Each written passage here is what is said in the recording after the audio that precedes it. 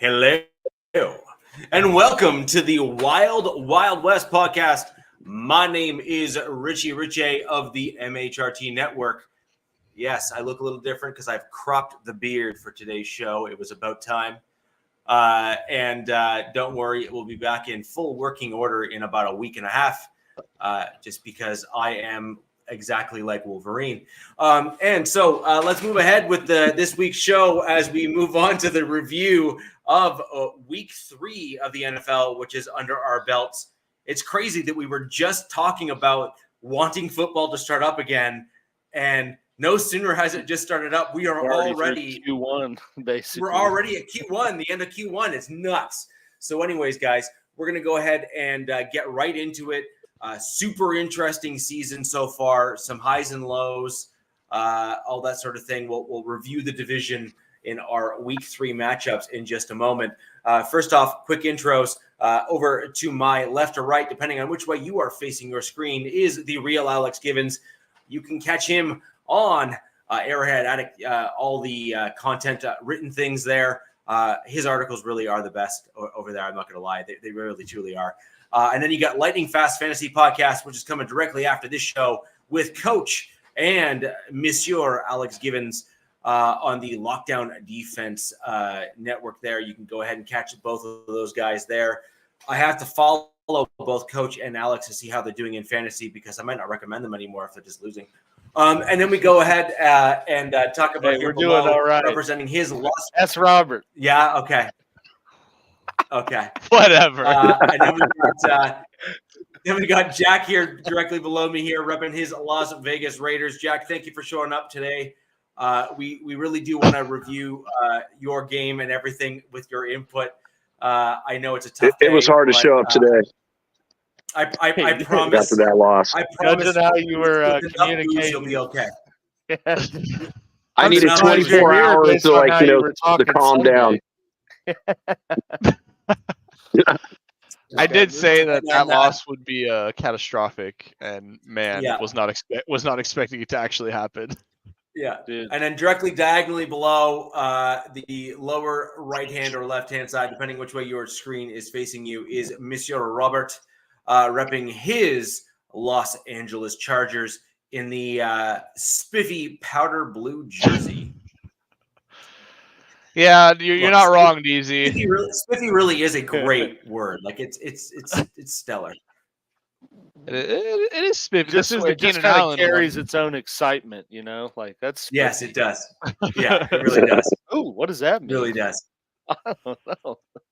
Yeah. So, in a Pittsburgh strip joint, interesting. I see. I have a few questions about location and injuries. I'm like, the injuries themselves, I'm not necessarily like questioning. It's the location that I am questioning, and I'm trying to put 2 and 2 together. I carried the one, and I'm still. A lot of groin injuries. Yeah. A lot of groins and cramps from dehydration. Yeah. And DZ, my biggest question. My biggest question is, if it's burning, it was probably your fault. Not wrong. Not wrong.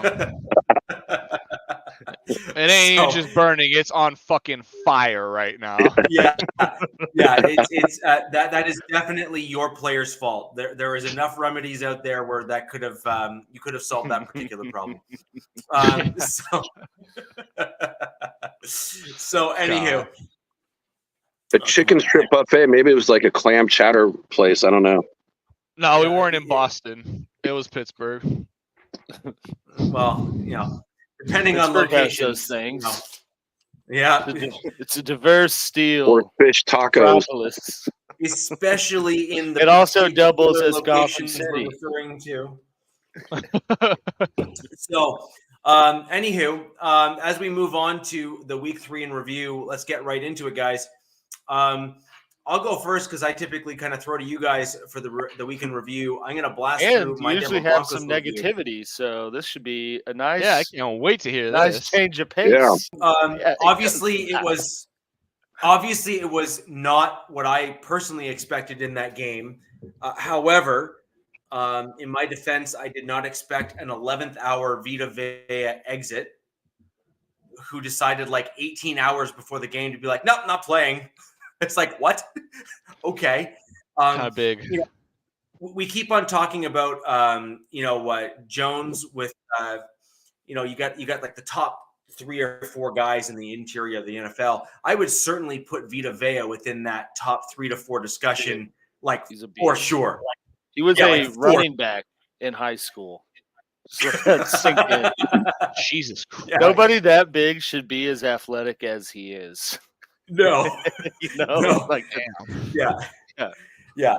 So obviously my predictions and my comments and everything on last week's show were kind of obviously assuming that he was going to play. And, we got the 11th hour, oops, just kidding, exit. Right.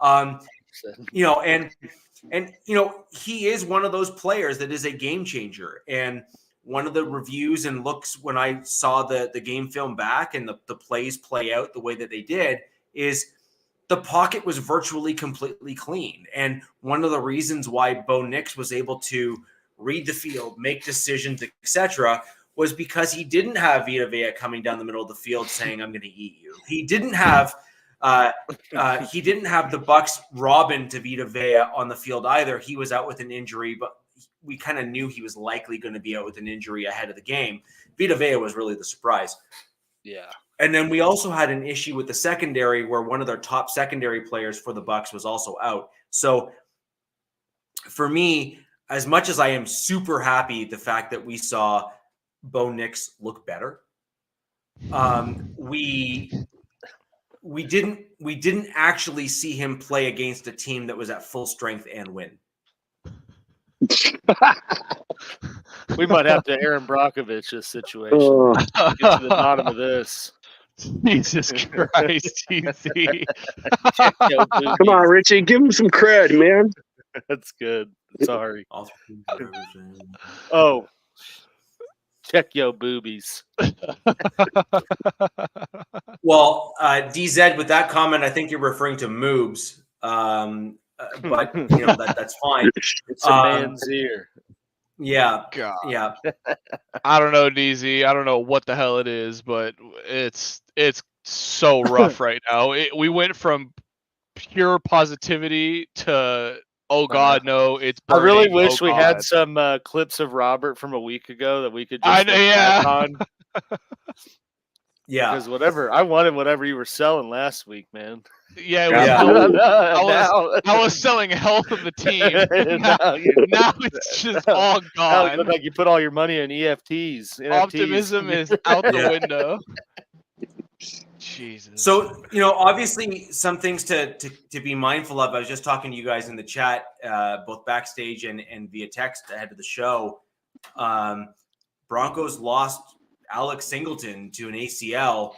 What makes that even more remarkable is not only did we lose him, but he hurt himself in the first quarter against the Bucs, refused to come off the field, played the remainder of the game, and didn't miss a single defensive snap.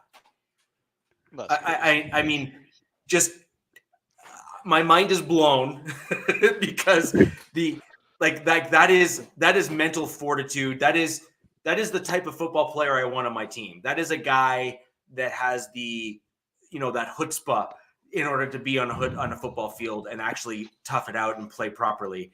It is super sad to see a guy like that not on the field. I truly mean this. I want him to bounce back quickly. I want him to be able to heal quickly because I want a guy like that back on my team. Like, it is just that simple. Oh, yeah. I mean, he's been all impressed. He's been impressive this whole season. I mean, he's a beast. Yeah, he really is. And frankly, he was quite impressive last season as well, if we're going to be perfectly honest, in terms of how he played. He was a tackling machine. Now, I think that kind of speaks a little bit to how poor our defensive line was last season as the Denver Broncos. But having a linebacker that's able to traverse the field and be that sure of a tackler and make those types of plays, I think is a big deal. He has certainly shown to be that guy. So, I mean, I actually can't speak highly enough of how generally well he has played. He obviously has a few, whoopsie moments and that kind of stuff, which frankly most NFL players will have. But big picture, ultimately speaking, he's been a solid player for my Denver Broncos. Certainly not someone that I would push back on and say we need him gone. If anything, we need more like him on the roster in terms of how they play. Yeah. And Yeah. for new Raider fans who don't know who this guy is, I actually had it in my notes that I never brought up, but Spillane's having an all-pro year, and I wrote on there he's actually having a better season. So that kind of gives Raider fans an idea of what Singleton has been doing. Yeah. Singleton really has had a remarkably good season this year, and it's a shame to see a guy that's overcome so much to come back to the NFL or into the NFL, show out and prove his worth, in my opinion, and then end up with an injury like this. So I really do wish the him green dot recovery. See the green dot guy? No. Okay. No, he is. He's just kind of the Swiss Army knife in the linebacker room, where he just kind of he's able to go back and forth and back and forth. He has typically actually not really gotten hurt in his career ever. Yeah. Like generally speaking, like he's been very, very healthy. And so, woo! All right, another one. Canadians in the house. Ooh. Nice. Saskatchewan, eh?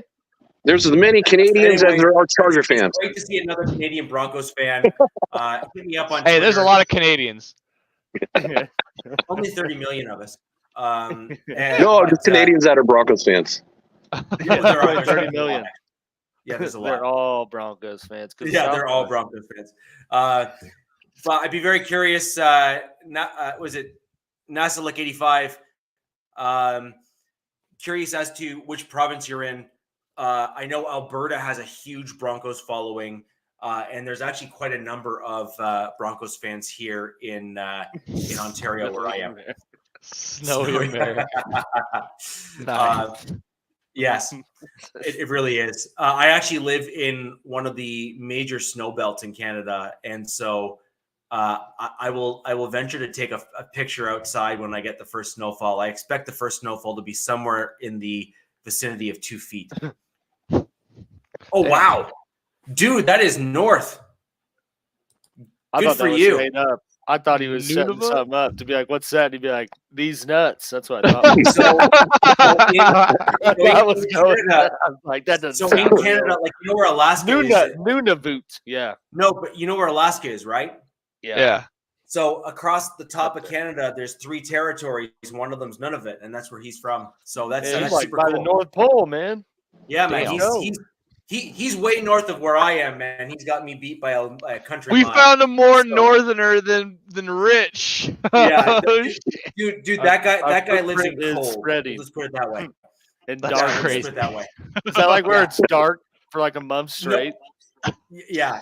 So basically, Nasalik sees like the cold games that they keep touting being like ridiculous on TV and like Green Bay and stuff. That's like and summer.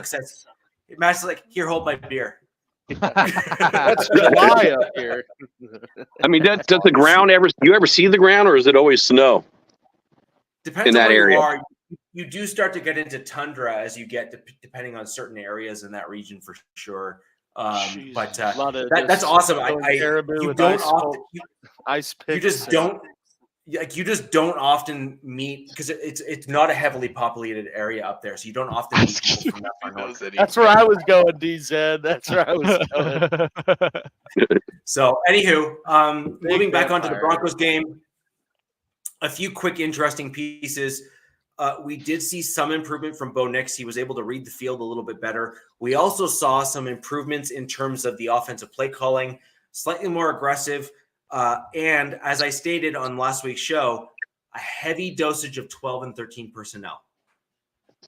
That was super, super important to allow for Bo Nix to get the run game going, get those deep passes, And then you're able to break out a couple of those tight ends for crossers and other things, even if they're only used as decoys, because it really does push the opposing defense actually to force covering that middle section of the field. And then looking ahead at the defense, Denver's defense is looking to be like absolutely legit this season. It'll be very interesting to see with the loss of Singleton in terms of where that sets us back, if any. We did actually sign Quan Alexander, who I expect to probably eventually get signed to the 53-man roster to kind of replace Singleton, because he kind of fits that kind of general style in terms of that kind of like mold. And then we also signed another guy from the Titans, last name Jones. I have to go look up his name to get more information on him. But Quan Alexander is obviously the kind of the bigger name with some familiarity with Sean Payton. I'm actually surprised Seattle let that guy go. He's good. He's an older player. He's getting older, right? So he's kind of losing a little bit of kind of what he used to have. But, he's still above average for sure. Like, he's certainly above average. The only thing I do caution Broncos fans on this, and also, pump the brakes a little bit until we start seeing games stacked that look like what we just saw against the Bucs. When you're playing a team that is depleted with the core players on their defensive side of the ball not there, like for example, it would be like playing KC with your two main guys gone on defense, right? Like with no Chris Jones. How about no tackles, Rich? How about playing KC with neither tackle or no QB? Would you say it's like similar to that? No, but I would no. You can imagine what it'd be like if it was. Imagine, man. I hate to be that team. Yeah, I hate to be that team for sure. But the point though is that the Broncos did not start the season well. We did not look good the first two games. There's no secret about that, and I've certainly not shied away from that. I simply would pump the brakes a little bit on touting that the Broncos have completely turned their season around based on a sample size of one game where half the team is missing. Right? Like it's like you're just you being need real. to be balanced in your approach, right? Like you need to actually look at things objectively and not start getting high on the hopium and thinking that you can actually and thinking that you can actually now make it to the Super Bowl because you beat the Bucs, right? Like stop the crap. I will say just like though, the Raiders beating the Ravens and losing to the Panthers. I will say though, if the Broncos defense plays like that, I mean, there's a little hopium in the air, because I mean the Bucs offense was supposed to be, was playing pretty well going into that game, and they were, 100%, they shut them down, 100%. and I had seven sacks. I mean, had Baker Mayfield look like vintage Baker Mayfield. Like, it was a good defensive game for sure. 7 sacks, wow. Yeah. No, I completely agree. The Broncos defense this year is, as I stated at the beginning, and again, I have enough film and tape on me in terms of what I've said, is the Broncos defense is going to be way better than what people are predicting they're going to be. And the reason why everyone is underselling the quality of the Denver Broncos defense is just because they don't have household names yet doesn't mean that some of them won't turn into household names as they start to put film and tape out there. And I think that's what you're going to start seeing as time progresses here is some of these guys are going to start becoming, the guys that you talk about in terms of, I actually think Alex Singleton was starting to turn into one of those guys a little bit where people are like, dude, that guy's everywhere, like everywhere. Because all you see is a dude with the long brown hair, and he's making a tackle somewhere. Yeah, he's making a tackle somewhere. So, anyways, it was an interesting game. I think that it certainly sparked some, it basically turned the doom and gloom around for a lot of Broncos country. That being said, I think we need to calm down. I think we need to assess things objectively and say, all right, we're going in playing the Jets at home, like not at like we're playing them at their home. And so that'll be an equally tough game. We need to see what's going to go on there. We're going against a veteran quarterback who's going to be able to probably put some interesting plays together against our defense because he's certainly no dummy. And then to start seeing, one, is our defense really as good as we think it is? I think it is, but we'll see. And then two is, will our team be able to stack things? Will our team be able to take a win like this, and will Bo Nix be able to build on this and continue to do better? That is a legit question because the Jets have a proper defense. This is not a game that should be taken lightly, and I'll get a little bit deeper into that as we go forward into the latter part of the show. But the Bucs and the Jets are similar when they're both at full strength in terms of defensive strength. But the Bucs were not at full strength when the Broncos played them, so it's not an appropriate thing to kind of say, well, the Broncos beat the Bucs, then they're also going to beat the Jets. You're just not playing the same teams when you play one versus the other, well, at least when the Broncos played. Yeah, I definitely agree with that. You're at a point now where the Broncos kind of like in 1 week almost, the entire like complexity of the division or of the season kind of changed because Raiders drop a game to a team that nobody expected to happen. So that's 1-2 right there. You're already even with them. Chargers drop a game to the Steelers. Not surprising that they dropped it, but just the amount of injuries that they came out of with that game, and then they face the Chiefs next week. Obviously the Chiefs 3-0, but that was, to be expected. But I think this was the perfect week, I would say, for the Broncos and for Nix to kind of turn it around, just what happened across the division throughout the week. So, it's definitely going to be a tough week for you guys going into New York. But I think this is going to be kind of like how the Chargers and Raiders have had some of these very defensive kind of sluggish games. I think it's going to be very much a game like that between your Broncos and the Jets. Going to be a ton of defense, going to be not a lot of yards having. It's going to be points coming out of premium. So I think this is going to be another one. Can Nix just limit those turnovers again? And can he just, coast this ship and let the defense kind of, play for you? And can you steal a score here or there, whether that be a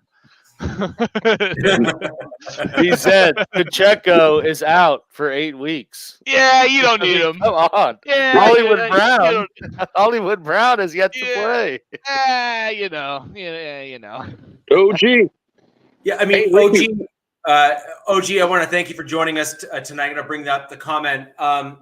Look, it's no secret that the Raiders and Broncos have an absolute storied rivalry as franchises. I'd almost argue that the Raiders and Broncos is kind of like the most kind of head-knocking, more aggressive divisional rival between all four within the division, which is why it's kind of remarkable that I seem to be at least tolerated by many Raiders fans. And I think that's in part because I'm not sitting there blowing smoke about my Denver Broncos. I'm actually quite realistic about where we're at. That being said, our defense, as I stated from the beginning of the year, is going to be legit. And we have turned out to be just that. We are a legit defense. We really are. And I'm kind of curious, Richie, on your talk with the defense of what your offense was able to do and keep your defense fresh. 7 sacks. That's really impressive. I'm curious. That's why what was your time of possession to keep your defensive players fresh this last game kind of versus the first 2 games? Because it made a huge difference. So the only stat that I know off the top of my head was that our time of possession was sub 40 in the game against the Steelers, like sub 40 minutes. So it was like 30. I think it was like 33 or 34. He had 140 rushing yards. That usually helps. That helps. Yeah. Right, Robert? Usually plays a big factor. Yeah, 32 minutes Yeah. at time of possession. Yeah, it was just the rushing. Because honestly, you're pretty even with the Bucks in terms of third down conversion, total plays, penalties. So it's just the one But you guys had to pick. Alex, the one thing that isn't tracked in some of those stats, but you actually need to go to the next gen stats to look at. The one thing that the Broncos had in that game that the Bucks did not is we converted on second and first down, our first down conversions. And that's huge. Like, that's like big time huge, right? Like, so, and Jack, this kind of plays into what your question was in terms of like whether it be time of possession or keeping your defense fresh or whatever the case may be, which is if you're able to convert your first down on a second down rather than the third down, that puts your team in just a way better spot because you're not scrambling to try to force something into place, right? And so the Broncos in the first two games had horrific third down conversion stats. Like, they were awful, like dog water awful. And then in this game here, we were converting first downs on first and second down where we were getting those big chunk, whether it be chunk plays or big runs or Alex, kind of what you alluded to in terms of actually having a rushing attack. And so it was just a completely different game. That's the point, right? It was just a completely different game for my Denver Broncos, which is refreshing. But the question that becomes is that when you build your team around Vita Vea and his Robin, and both are gone in that game when you play the Denver Broncos, well, that you're not playing the same team. Like, you're just not. Like, it is not the same team. Like, that's like playing the Raiders without Max Crosby and saying, hey, we beat the Raiders. And of course, your first comment to me, Jack, and rightfully so, let's just be real, is to say, yeah, but you played without our best player on the field. And it's like, you know, I'm not going to sit there and say, so, like, like it doesn't make any sense. So we need to, and it's not that I want to always be negative towards my Denver Broncos. That's not it at all. It is simple. Bo Nix needs to show steady progression on an upward trajectory, and he actually needs to start doing so playing against teams that are at full strength. So, for example, I don't know of any major injuries against the New York Jets. If Bo Nix plays a game like he did against the Bucks, against the Jets, my comments are totally different. They just are, because you are now seeing that stepped progression that you want to see from a rookie quarterback who's starting to get it and click, right? However, if you see him to start to look more like he did against the Steelers, against the Jets, oh no, then it's like, hey, guys, like, this is why it's important to, you know, rest a quarterback or sit a quarterback, let them play behind a veteran, learn the nuances of an NFL football game, and then play him by like maybe week 5 or 6, where he's been able to ask the right questions in the room, et cetera, which we all know is what I was actually pushing for when we started the season. And so that's my point, is I have some hope that Nix may be getting it faster than I was originally thinking he might. However, I will not go, I refuse to go all the way there, because the NFL is an animal in and of itself, and you need to see the most complicated position in almost all of sports show you week over week more than once in order to show that the dude is actually getting it. I'm sorry, it's just a fact. I agree with that, but I think this is even more evidence as to why it was right to start him right away, because he's getting all this experience early on, because he's No, you're wrong. Seeing, I mean, I don't know. What is Drake May really getting much from Jacoby Brissett? I mean, they just put up 3 points or however many it was, and their offense is probably one of the worst in the league. You're missing my point, though. What we saw in this game was an offensive scheme change, and Bo Nix play better as a result of an offensive scheme change. Offensive scheme changes as a result of Sean Payton, based on his comments that we heard last week, which I kind of highlighted on the show, very clearly stating that it was incredibly important that he reassess who's doing what and where. It is clear to me that Sean Payton and I are on more similar wavelengths. We're not identical, but similar wavelengths in terms of what we had in mind in terms of what those comments meant. So what that actually meant was more 12 and 13 personnel, which is amazing. Because that's what you need. You need the bigger tight end bodies to be blocking in line to then force the run game to work. You give your quarterback time to throw. There's a whole host of better of options and things that does for your team with a rookie quarterback. So, I mean, that's what I again, a lot of what I was saying last show kind of played out. Does it mean that Bo Nix didn't play better this week than last week? Yes, I actually think it does mean that he played better this week than last week. He actually threw the ball better. He threw more anticipatory throws, etc. But to my point, Robert, is it's a two-pronged or a double-edged sword in terms of what we saw this past game. Bo Nix played better, but he played better when the big-time players on the opponent's team were not present, and those big-time opponents that were not present, that were the best players on that team, happened to be on the side of the ball that he goes against every snap, like every single snap. And I think that actually makes a difference. Oh, it makes a big difference when you got a clean pocket. That's for sure. Exactly. And so that's my point, is that I appreciate with what you're saying. I understand with what you're saying, because obviously he looked better on the field. So, like, you know, the eye test doesn't lie in that regard. But I also think you need to assess more bluntly and maybe honestly in terms of the film and who was on the field. You know, it's like saying, hey, Robert, Justin Herbert banged up. You're probably not going to win. Like, I think that's also a fair comment to say, like, if your quarterback's hurt, you're probably going to be struggling, right? Like, yeah. I think we can agree on that. And like, you know, look at Alex's team. Hey, Alex, Mahomes is not playing next week. Do you think you're going to have a good shot at winning? Maybe with the defense.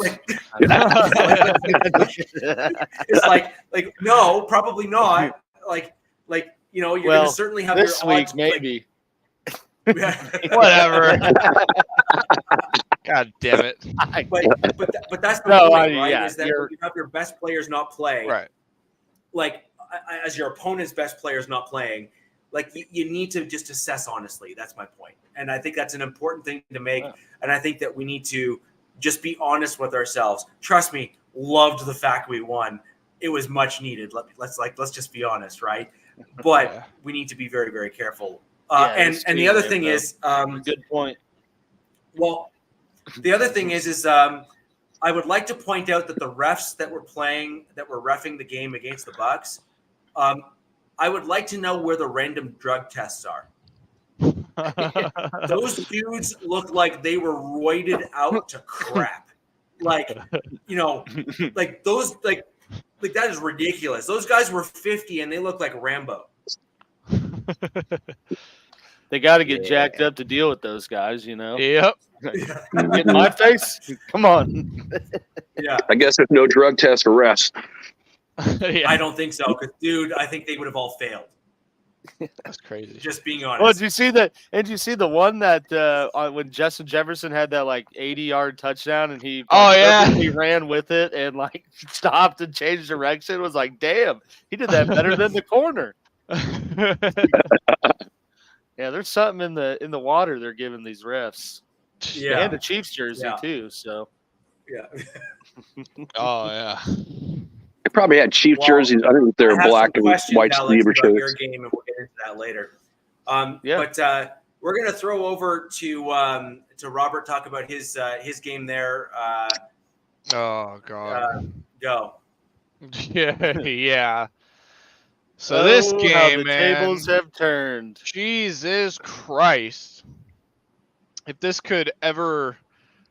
we could have ever gone from how high we were last week to where we are now, it is just a complete and utter flip. Not even so much because, yeah, I know.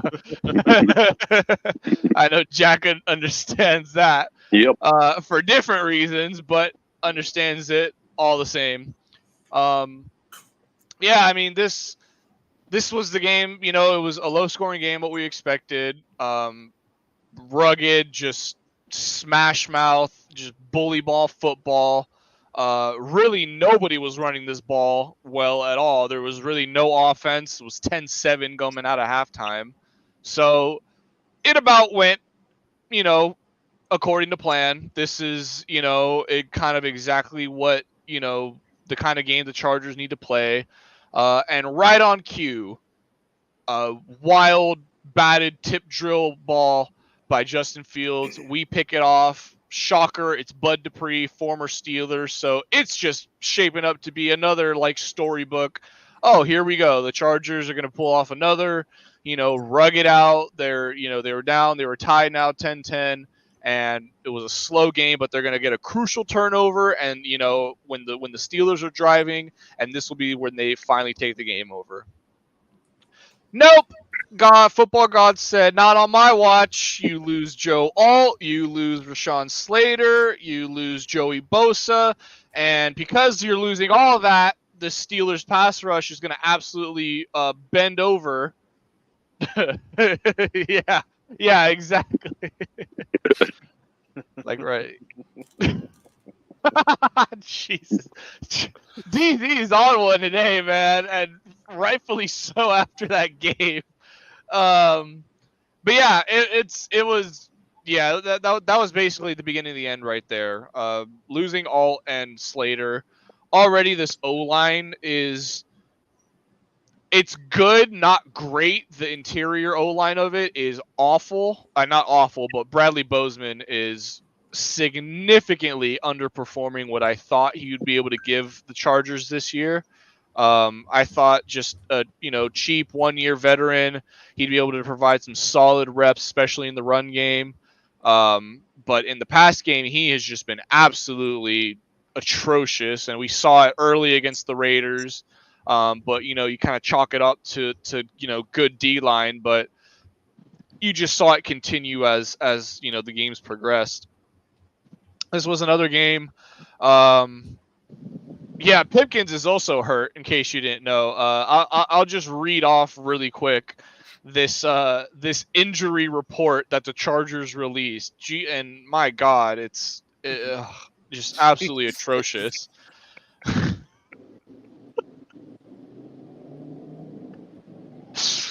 DZ, I need whatever you're smoking or drinking, man, because you're just He's drinking some bourbon or something. Yeah, he did say something about bourbon. He's absolutely killing it right now. But yeah, so this is just I'll just read off quickly everybody that is DNP today at practice. Joe Alt, Joey Bosa, Junior Colson, Trey Pipkins, Rashawn Slater, and Otito Ogbonnia. That's not even mentioning the 7 other guys that were limited today. So it is just an absolute just hospital-ridden roster right now. Infirmary. Yeah, infirmary to the max. And obviously with KC coming up this week, that is more than less than ideal. So Robert, do you guys have a permanent hospital at your stadium? Because this is something that's reoccurring.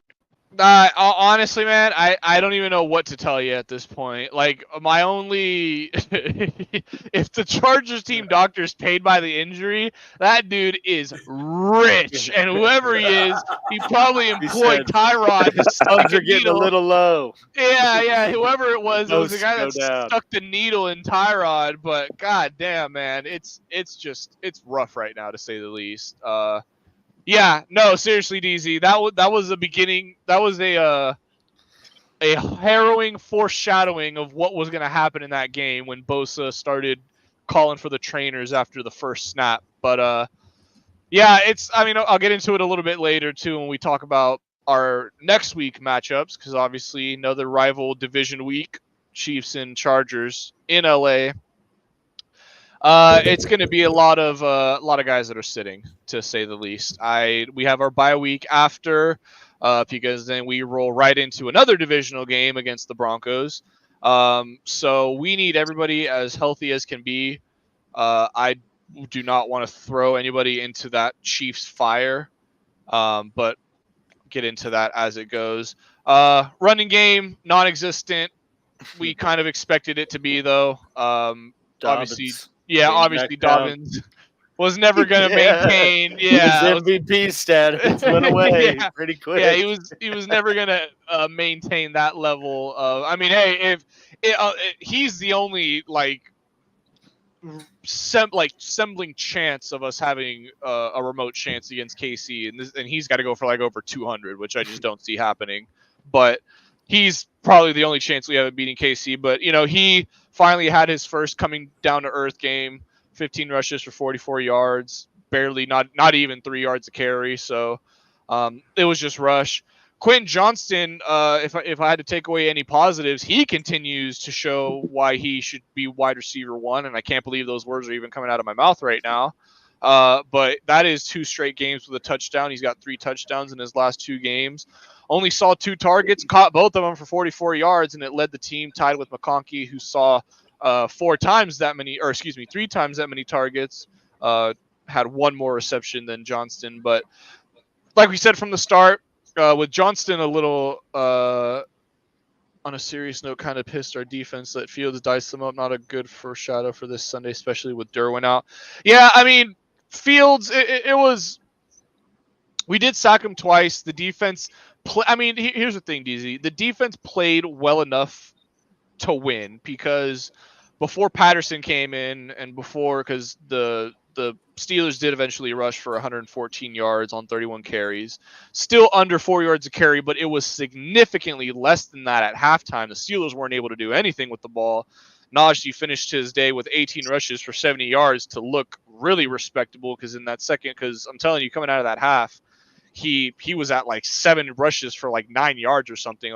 We were absolutely stuffing him. But of course, with the injuries to the defense, you're not able to maintain any offensive drives, so your 3 and outs are quick. Your defense is to keep going back on the field. I mean, it looks a lot worse than what it was, DZ, because obviously they basically had that entire half to just pound on the defense, and I mean they scored 10 points or 13 points out of their 20 in the second half. So I'm not shocked by it. I think if Herbert and everybody stays healthy and the injuries aren't what they were, I think it's not nearly as bad. I'm not saying the Chargers are going to straight up win, but I definitely think the Chargers were in control of that game, all things considered, before the injury wheels kind of derailed everything. But yeah, it's early in the season, 2-1. This is why you win those games against the teams that you should be, being the Panthers. And I mean, this is why even this game against the Raiders was even more important, because now you're most likely going to go into the bye week at 2-2, which is what you expected. Just wasn't really sure it'd be from these teams.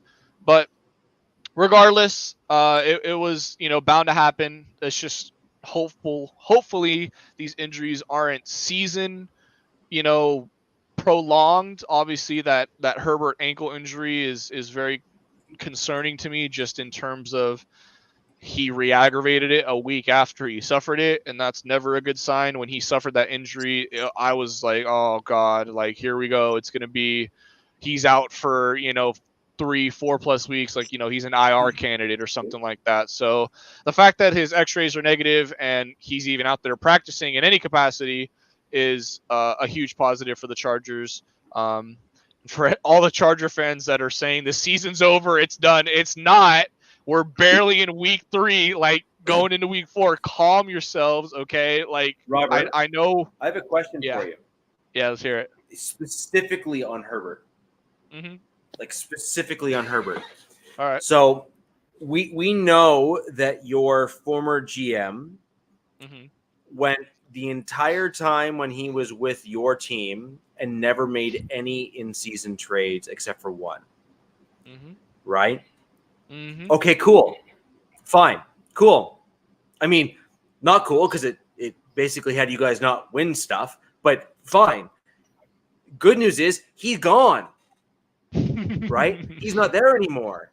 So knowing what you know now and knowing that you have Harbaugh at the helm,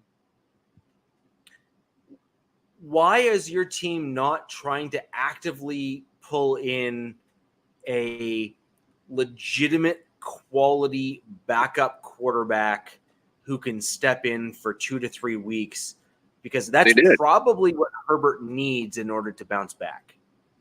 Yeah, well, they did. They did it with Heineke. Now, what they weren't counting on is both tackles being gone when Heineke got thrown into his backup position. I completely agree. You get a back. You get he got sacked more than Herbert did, and he only dropped back twice. Or actually, he dropped back more than that, but he only completed 2 passes. He only threw 2 passes. But I mean, that's the point. You know, you bring in Taylor Heineke with the intent of, if Herbert has to go down, we have a guy that can, steady the ship, keep it afloat. But you're also not counting on both your star tackles being gone, on top of your running game really not being existent. Like, that was probably the worst game for Heineke to get thrown into, just given with everything that was surrounding it. Like I said, the injuries to the O-line, the middle of the O-line isn't great in and of itself. The tackles do a great job of shadowing that and covering for that. And obviously, if you lose both of those guys, and not to mention, we even lost our guard, Pipkins, was gone too. He left the game. So there was just a lot that went wrong for Heineke to come in and try to steer that team into win and maybe coast us to a win. And you're obviously not going to do that against the Chiefs. Like, I don't care what backup you have. A backup is not beating the Chiefs. Like, unless Mahomes has the worst game of his career and they turn it over like 3+ times, there's just no way, that the Chiefs are in a tier above their own. So I think, Heineke was a fine option. I'm not mad about it. I wasn't expecting him to come in there and throw us back into a victory. Well, that's way better than Stick. Yeah, exactly. Way better than what Stick was giving us. And I guarantee you, Stick goes in there, he throws 2 passes, and they're both pick sixes. And this game's probably like 37-10, and it looks more so like what the Raiders-Chargers game looked like last season. So I'm not too worried about it. I think we did bring in a veteran QB that can kind of steer the ship. It's just everything and anything could have went wrong for him, and it was just a really unfortunate situation for him to start his Charger or to debut as a Charger. Yeah, JC, man, I would. You know what? Weird things have happened 3 weeks into the season, so I would love it if that was the case. But so there's a song. It was around kind of when I was a little bit younger, and it goes like, and then I got high, and then I got high, and then I got high. And I'm gonna clean my room. And then I got high. And that comment sort of kind of reminds me of that song a little bit, because when you have let's put it this way: best case scenario for Robert's team. Alt limps out. Actually, Alt won't be able to play because it's an MCL injury, so the league won't let him. You get Slater limping onto the field as a shell of himself. No, thank you. And that's about that. That's best case scenario. And Herbert is going to come out, and he's going to be on like bubble wrap man, like literally walking out like this onto the field in hopes that he doesn't get hurt. That's your best case scenario as a Chargers fan. I know that doesn't sound great because it's not, but that's literally your best case scenario, is that Herbert limps onto the field. Joe Alt hopefully has a super fast recovery and is back in like 6 or 7 weeks. And Slater somehow isn't like season ending and can come back out and play. You ain't playing as my team, boy. Yeah. Who are your backup tackles, Robert? Trey Pipkins is one of them, but he's injured too. He's hurt too. Sorrell, I thought he was a guard. Foster Sorrell is one of our backup tackles. Yeah, I couldn't even tell you who the other one is. And here's the thing though, right? Like, we have we have back-to-back weeks. I know it's not actual back-to-back weeks because we have a bye in between, but we have back-to-back games that we play against division opponents. So I think best case scenario is you just sack the KC game, say nobody's playing, go into our bye week, get everybody an extra week of rest and to get healthy. Alex is agreeing with you right now. I'll tell you that. Yeah, Put it 100%. Yeah, 100% Yeah. he is. It's going to be it's probably, I mean, regardless, even if we all played coming limping out there, the Chiefs are going to coast to 4-0. But I don't know, man. I think your best bet is to absolutely sit everybody for this week. Everybody that's injured, I should say. Let Heineke get some reps in with some of the first team guys, some of the wide receivers, and just kind of get that going for the week, because there's no point in forcing it and then they get hurt even further and then you're done for your whole season, and then there's just no point Do you anymore still after have that. Easton Stick? Yeah, we still do have Easton Stick. I don't know why the hell he's on the roster. You should be calling him up and playing him instead of Heineke, because if Heineke's your hope, you don't want him getting hurt too, because then you're done. Well, if Heineke gets hurt, then it's just meant, the Chargers are just cursed, and we're just we just can't have anything nice, because at that point, if the universe really wants Stick to come in and play, God has some sick, cruel tricks for us up there. Because goddamn, I don't know who the hell wants to watch that guy play football. I don't care who you're a fan of, unless you're the other team. And Robert, just because JC Weaver is actually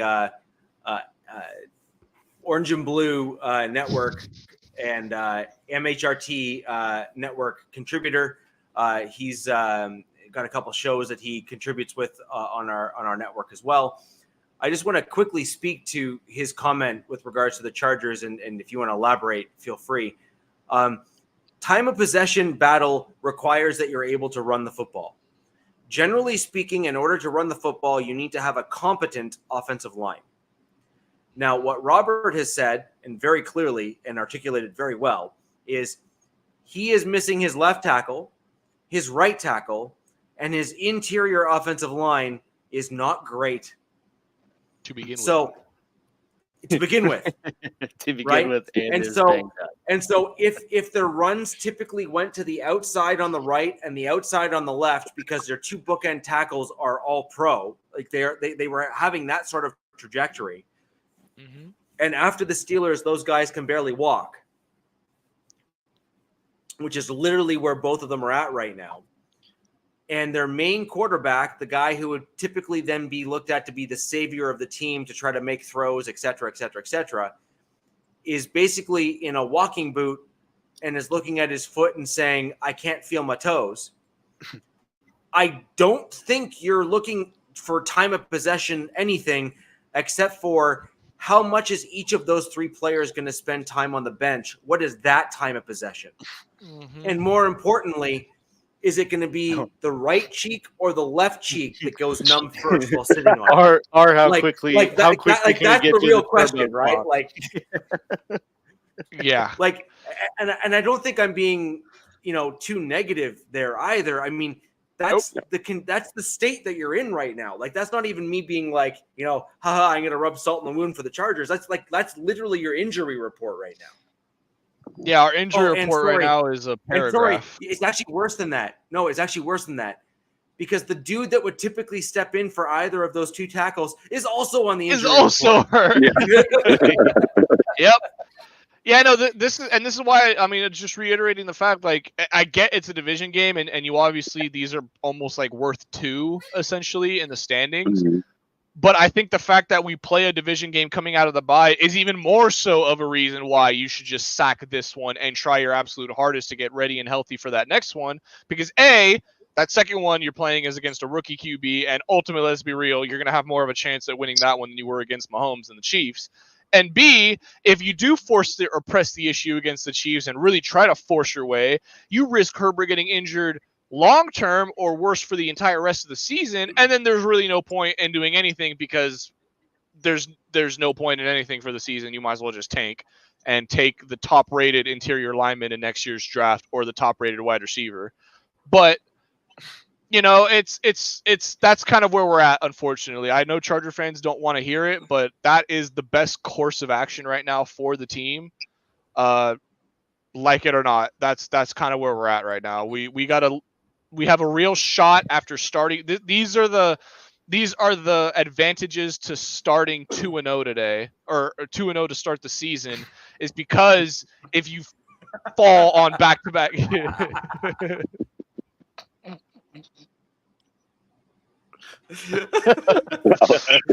Easy, dude.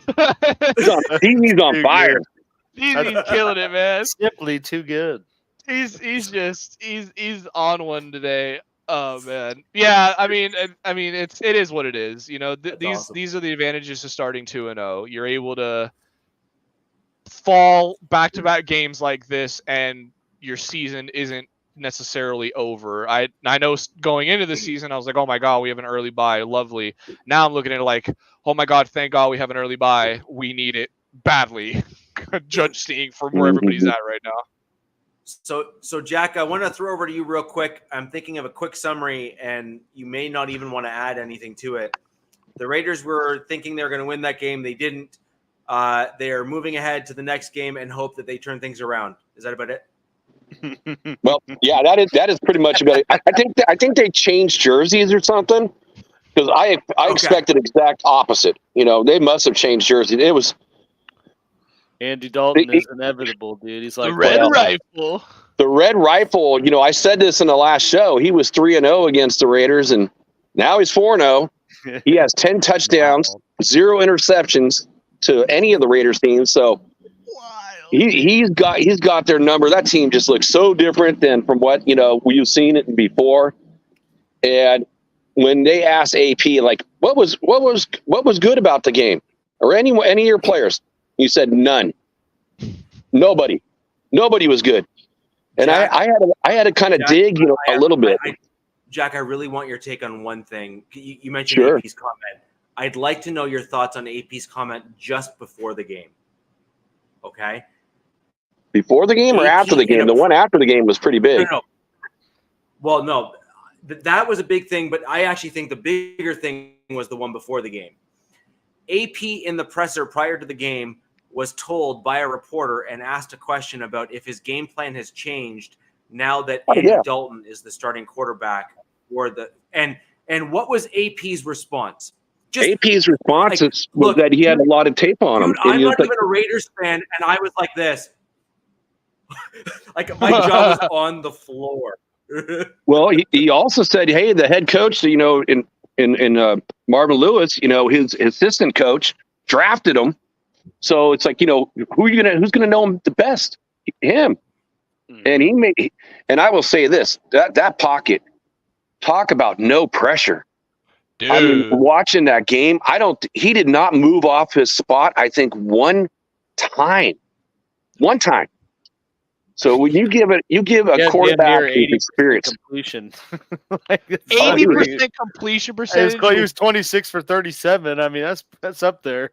300 yards passing and 3 touchdowns with 80% is criminal against that defense. Absolutely criminal. I mean, it was bad. I mean, this is the first time the defense played just as bad as the offense, and the offense was absolutely horrible as well too. I mean, early in the game, you lose your starting right tackle in Mumford. You put rookie Glaze in there, which he did all right, for his very first start. And then something else. It's like AP does things that I just don't get. So your best offensive lineman the whole season, and I'm not a huge PFF guy, but Robert, like you said, when you look at the offensive lineman, that's kind of one of the things you kind of go to. Their best offensive lineman is their right guard in Parham. And in Whitehair, I think he's like an 80-something, 81, going into the game. And then you got Whitehair is like 48. And then they bring in JPJ. And you pull Parham, and he hasn't played anything on that side at all. He wasn't even looked to be that way. He's always talked about this season left guard. Next season, probably taking over for Andre James going to center, which that's what he was all American at. But no, they put him in for Parham, and he had 21 snaps, gave up 1 pressure. But why would you not put him on the left-hand side with the guy who's playing horrible football? So that made no sense to me either. And nobody, I mean, absolutely nobody on this team looked good. So the things that we got out of it is Marcus Epps. He tore an ACL. He's out for the year. Max Crosby, which, they didn't really talk about, the second to last play against the Ravens, he got a high ankle sprain. And he was out there. So just like your boy Singleton, these are the type of guys that you want on your team playing with a high ankle sprain. And they recognized, early in the game that Max wasn't Max. And so they were able to, at first they were doing quick passes, and then they just kept pushing a little further out, a little further out, a little further out. The run game, absolutely horrible. Oh, plus, Kuntz, we already had lost. We lost Diablo. So we got 3 starters out, and then Max with a high ankle sprain. So, yeah, that defense is definitely not looking like the defense that you had another guy we that thought. went out, did you not? Who? I thought you had another D lineman go out. Well, we had Trey or Wilson, but he came back. Okay. Defensive end. He came back this game, but he hasn't shown it for a number 7 overall pick. He's like to me, reminds me of it'd be good if it was like a defensive back, because you don't hear his name at all. But if you're on a defensive end and you don't hear your name at all, you're not doing anything. So, yeah, I don't see any promise. It's kind of sad, doing Raiders, chats and stuff. When Raider fans are saying, "Oh, Cleve Farrell might have been better than Tyree Wilson," which that is really sad. And then going to the running game, the Raiders running. Oh, and the last thing on the defense, I think the Raiders have given up 130 yards a game. I mean, I think they got to be last in the league in stopping the run. And I think we're second to last in the league in getting runs. And they did change up on the offense. They tried to go from the zone block to the power blocking scheme. That didn't work either. It's just the offensive line is trash. Raider Nation's calling for Gatsby to get fired. It was bad. So, yes, I'm glad that game is over. It was one of the hardest games to watch. But I will say this is the 3rd year in a row where we've had a game like this. So last year, it was the Bears. And the year before that, it was the New York Giants. So 3 years in a row, games that, we look like we're going to crush it, and we get crushed. So let's move on. I'm ready for the Browns. Sorry, Wilkins was a player I was thinking of who is a key cog for you guys who is hurt now. Absolutely. And so that's just that was the player I was thinking of. No, he wasn't hurt. I want to talk about Cowtown's comment here below, and then I want your take on what I'm about to say and his comment as well, just in general. 12, look, AOC 12 has got some promise. He really does. However, in order for a pocket passer to succeed, you have to have an offensive line that is solid. You have to have a solid offensive line, because they need a clean pocket, and then they need an offense that can start building upon itself and moving itself down the field, et cetera, et cetera, et cetera. However, the Raiders, as they have demonstrated this season, and Jack, this is not meant to be an underhanded jab to my division. That's all right. Jab away. It is even in the games that the Raiders have looked good in or won, their offensive line has still had issues, across the board. And let's be honest, I'm not even saying that the Broncos have a better offensive line. I'm just simply saying that the Raiders have had offensive line struggles. Well, let's just put it this way, Richie. That's just a fact. You got to look at this. We've got 3 games under our belt. The Raiders' offense looked good for a quarter and a half against the Ravens, and that is it. It's been the Raiders will go, "Oh, we want to be a running team. Let's run on first down. We get 2 yards. Oh, let's run again on second down. Get a yard or 2. So now it's 3rd down and 7, 3rd down and 8. Now the defensive, players are pinning their ears back, and they're just going after it. And it's over and over and over again. What this team kind of, what I'd like to see, which hasn't worked for us, is the 12 personnel. I haven't seen the 13 personnel since really game 1. The spreading out the 4 wide has actually been the thing that's worked the best for the Raiders, and they haven't really been doing that either. Or when they're doing it when the game is out of hand And again, the defense is just pinning their ears back and just going after Minshew. Yeah. And to answer the question in the way of, I think, kind of what Cowtown is like talking about, again, it was garbage time. And AOC 12 came in. I think he was 9 for 12.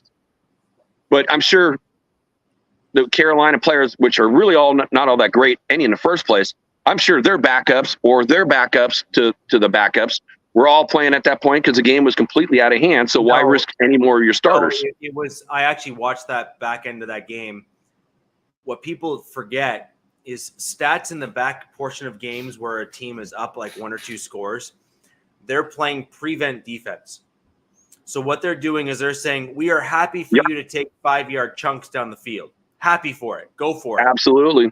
You know what we're going to do, though? We're not letting you get the 20-yard bomb. We're not letting you get those 15, 20-yard runs, et cetera, et cetera. And so, I think what too many people are not being objective about is they're not assessing what they saw on film, and they're not looking at what the Panthers defense was doing and or allowing AOC 12 to do when he was on the field. In Cowtown, I did watch that game. Actually, they weren't showing it. They were showing, I think was it the Chargers game? So I ended up having to leave and go to a bar and hang out with some friends and watch it.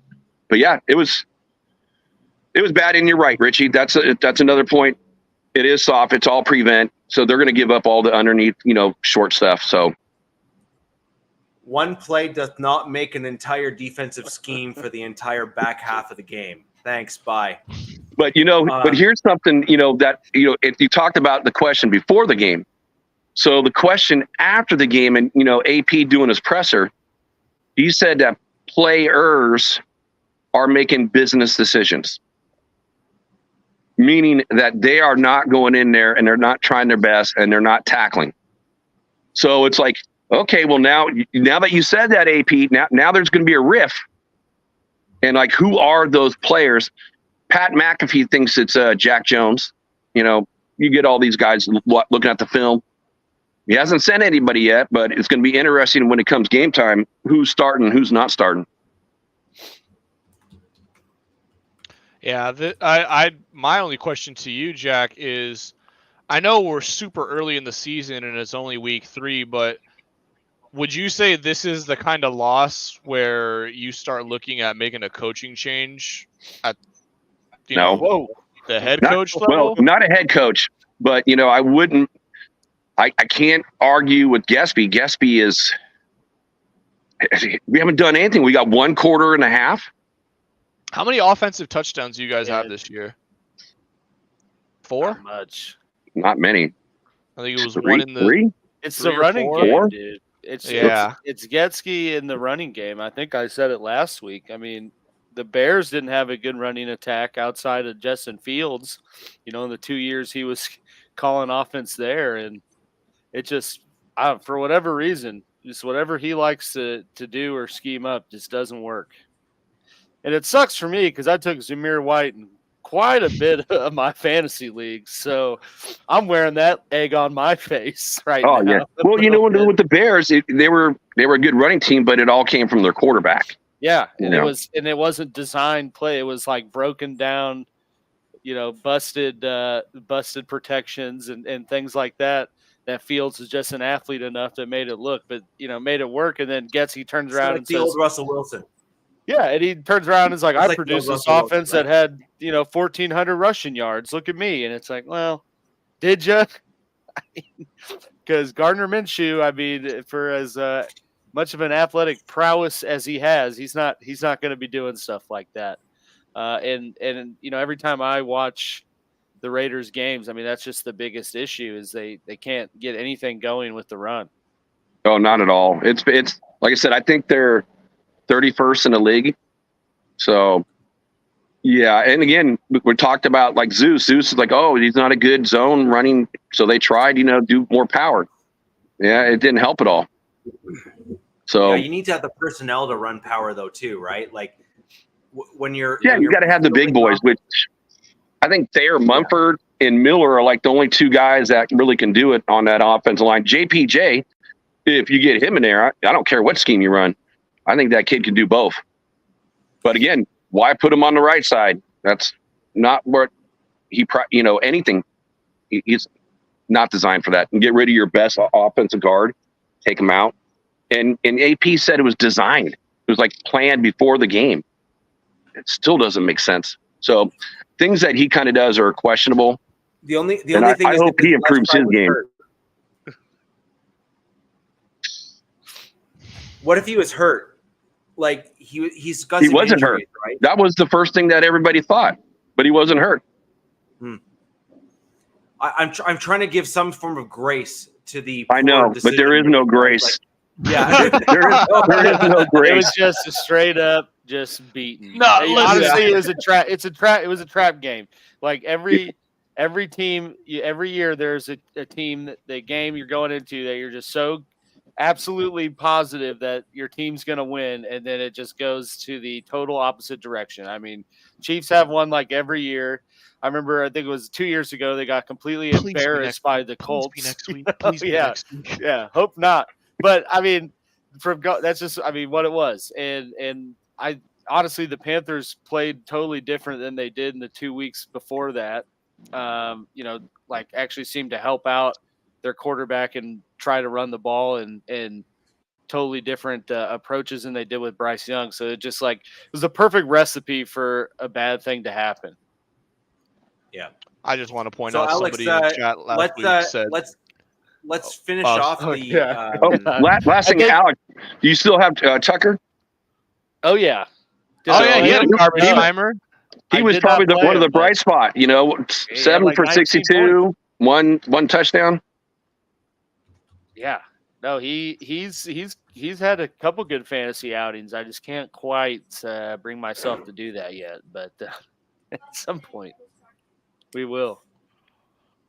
So on that note, since he's on your fantasy team, let's hear about your Chiefs.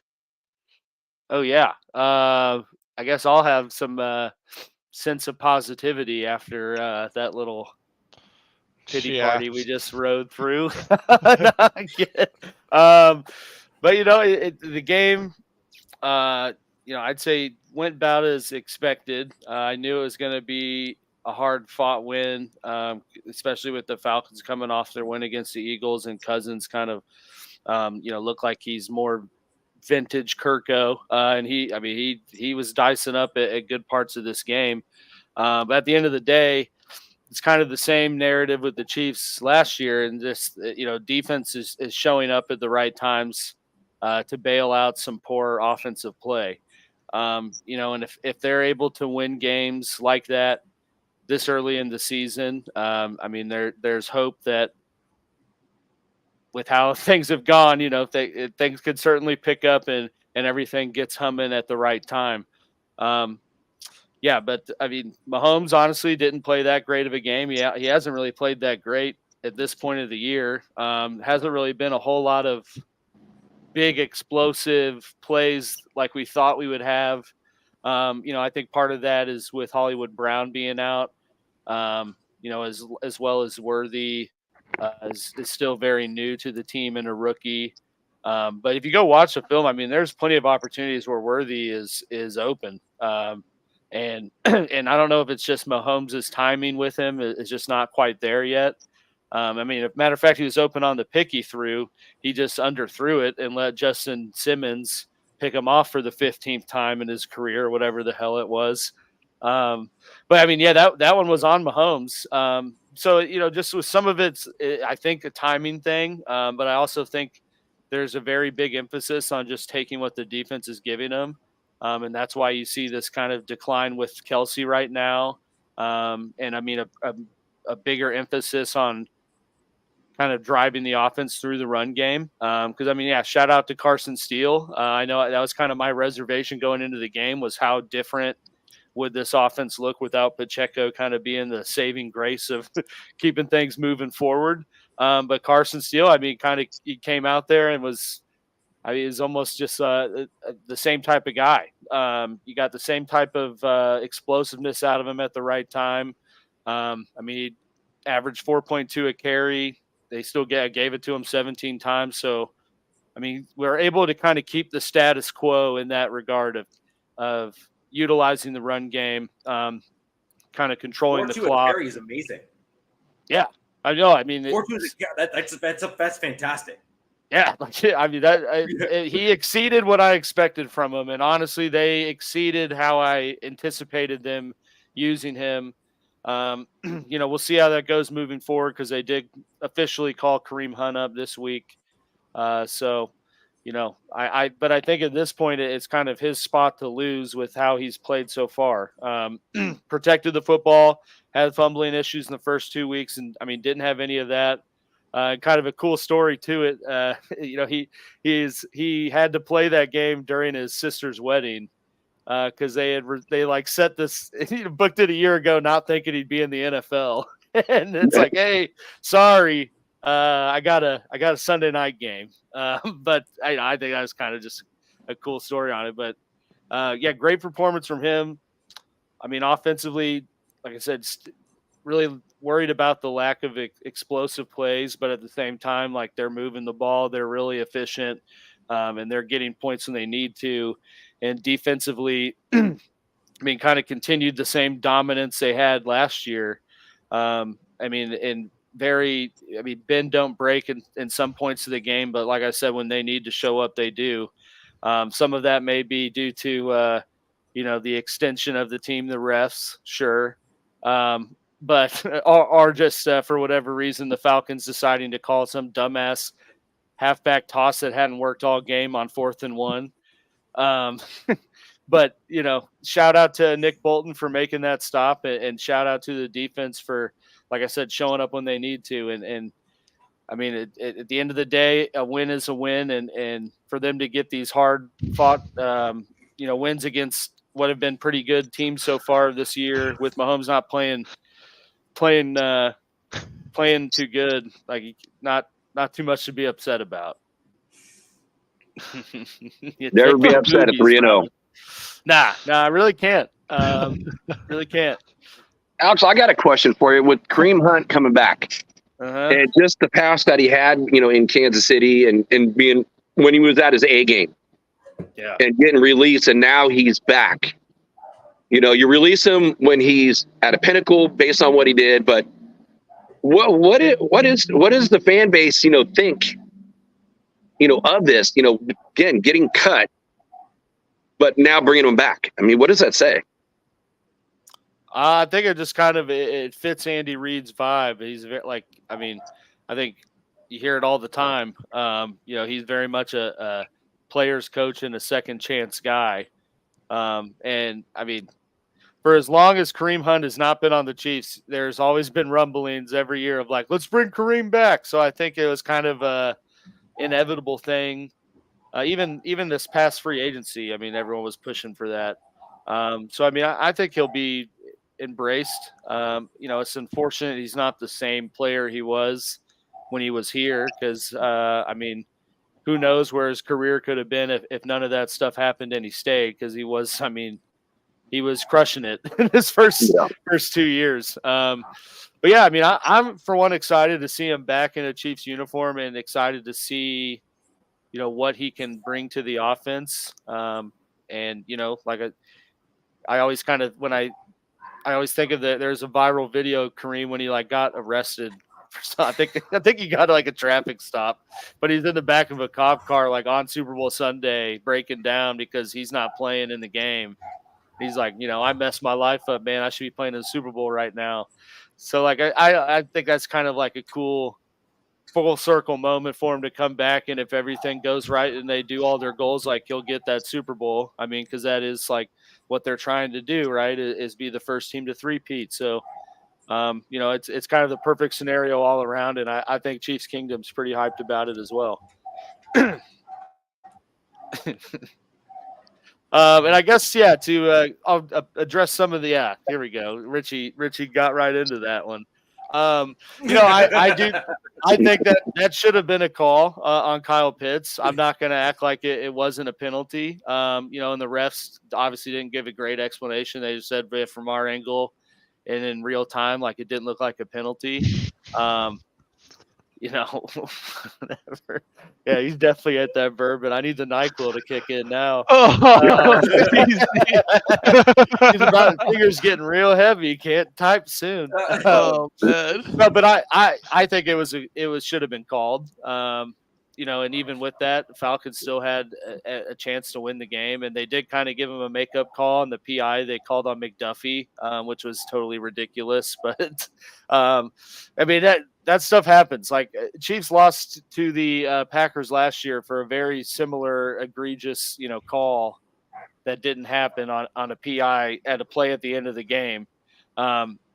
It happens. I'm not gonna act like shouldn't have been called or sit here and say it wasn't a penalty. I think it was, but it is what it is. That's part of the game. And for all the people that just want to, I mean, it also comes with the continuous winning, because I mean, once you keep winning, like people got to find some reason to discredit that. And you can't say they're bad because they keep winning. So it's got to be the refs that are helping them. Which, that sucks at a situation like that. Doesn't help that narrative. But at the end of the day, like that, as part of the game, it happens across the board. Should have been called, but it is what it is. Not really much else I can say about it. You ain't cheating, you ain't trying, is the way I look at it. Yeah. Right. Yeah. But I do also think that there is a legitimate observation and comment to be made that those quarterbacks that are in the upper tier of the NFL. So, I mean, obviously Mahomes is, if he's not at the pinnacle, then someone is making a mistake at that point. So he's at the upper echelon, at the peak of the NFL right now, right? And so the NFL is wanting to put the best product they possibly can on the field. And that, like, at the end of the day, you hear actually this year more than any, I have to say, there's been some honesty coming from Roger Goodell as well as others saying that there's a combination of business and football. And I was like, wait a minute, that's the first time that's ever been said out of a commissioner's mouth.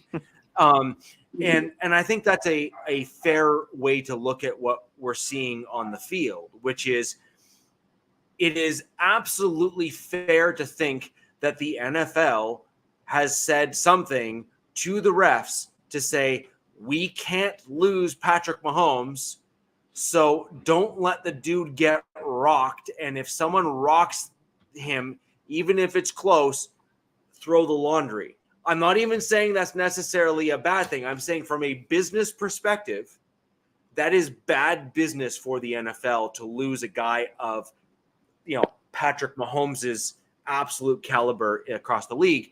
It's the same reason why you saw the same thing with Peyton Manning and Tom Brady. More so Tom Brady than Peyton Manning, but Tom Brady certainly got calls that made you scratch your head and say, really? They changed the rule for Tom Brady. Yeah, exactly. He was out for a whole year. I mean, just like they changed the rule for Aaron Rodgers, once he was out with the collarbone thing. I mean, that brought on this wave of like, don't land on a quarterback with your weight. They definitely, those players definitely get those calls, more prone to them.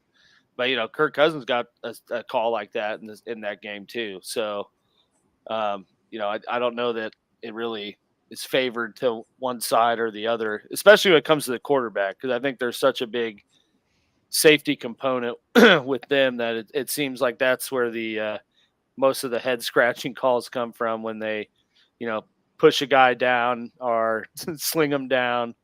When like back in the day, that's what you're supposed to do. Well, there's also other rules that just come out, the closet from nowhere, like the tuck rule. It's like, I don't think have any of you guys heard of that rule before it was called? I mean, that was crazy. No. And then what, a year or so later? Oh, they get rid of it. Overturned. Never should have had it. Yeah.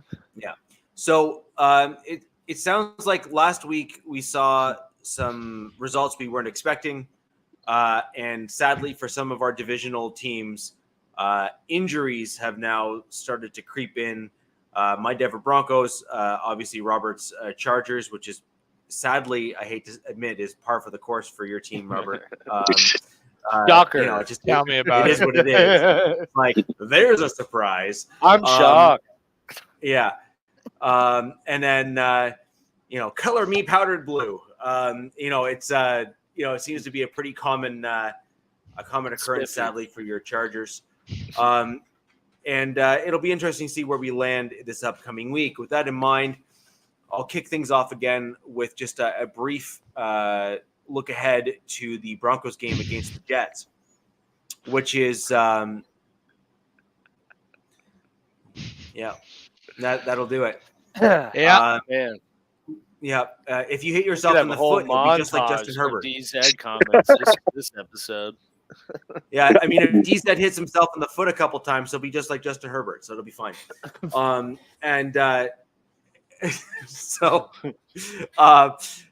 Such soon, Robert? bullshit, man. God damn it. Too soon, Robert? Too soon? Sorry. Anyways, look ahead to the Jets. The Jets are looking generally healthy.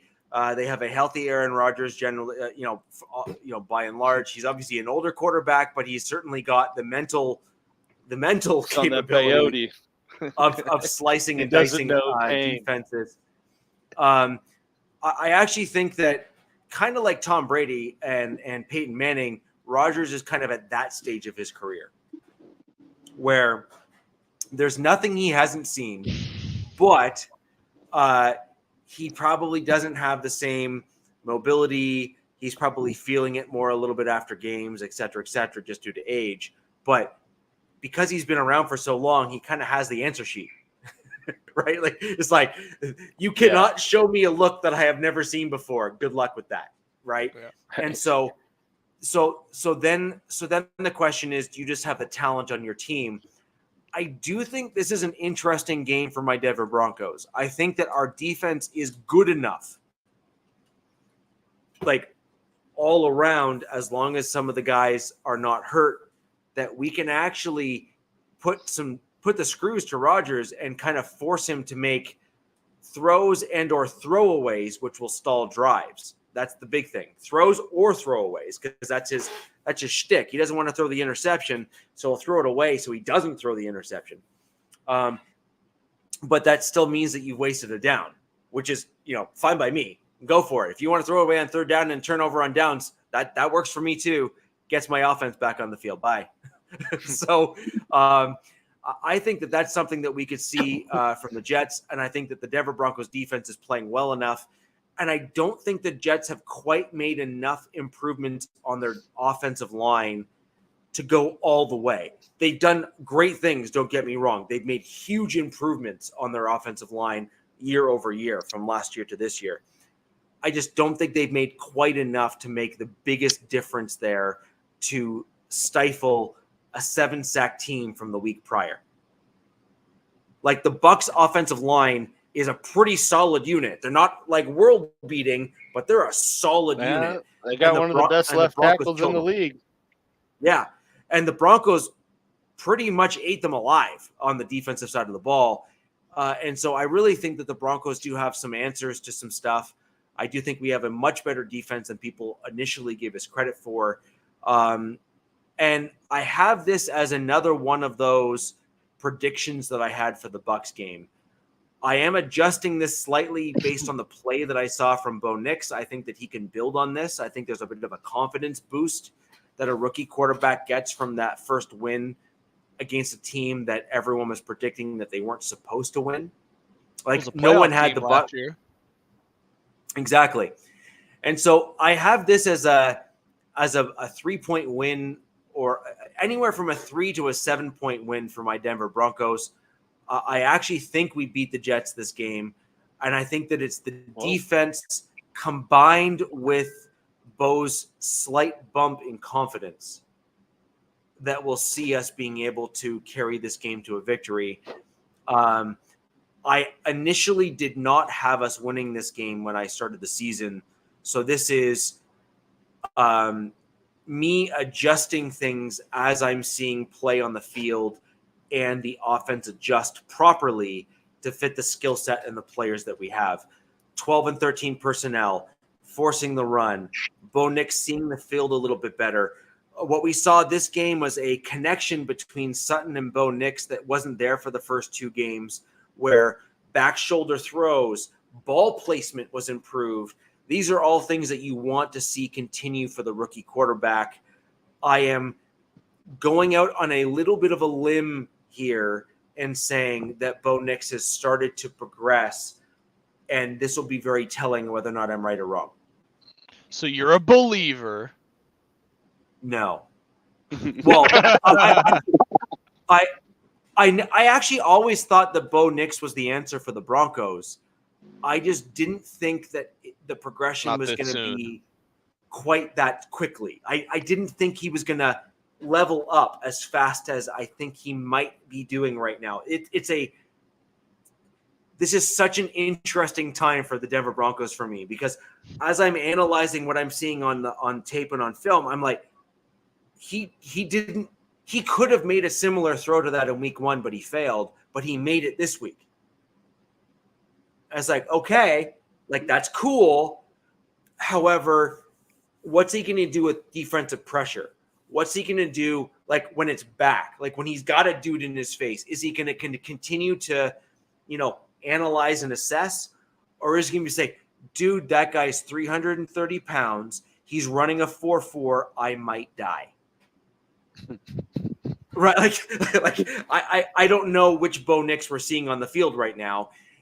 This game for me is going to be probably more telling from my perspective than the Bucks game, because they haven't told me that like Quinton Johnson's out, for example. Right? Like the best players for the Jets are at this point going to play. Great. Now what are we going to see? How bad or good is this going to be for both the offensive line and everything else? Are you thinking Quentin Johnson or Quentin Williams? You think of the defensive tackle for the Sorry, Jets? I meant Williams. Yeah. Sorry. Yeah. Williams. I was just going to let that one go. I knew what you meant, though. Yeah. I was I was reaching. I'm like, Joe oh, man. Montana's a quarterback.